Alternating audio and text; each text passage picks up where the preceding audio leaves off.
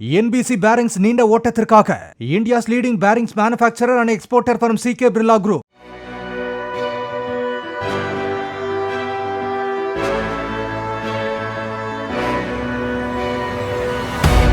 தேனி மாவட்டம் கம்பம் அருகே உள்ள காமையகவுண்டன்பட்டியில் கடந்த 2020ஆம் ஆண்டு முருகன் என்பவரது வீட்டில் ஒத்திக்கு குடியிருந்த சிவக்குமார் என்பவர் தாம் கொடுத்த பணத்தை திரும்ப கேட்டபோது ஏற்பட்ட தகராறு சிவக்குமாரை முருகன் கத்தியால் குத்தி கொலை செய்துள்ளார்.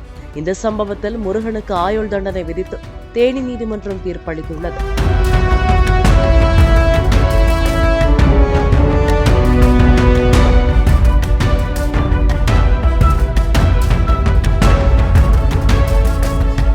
NBC Bearings நீண்ட ஓட்டத்திற்காக India's leading bearings manufacturer and exporter from CK Birla Group.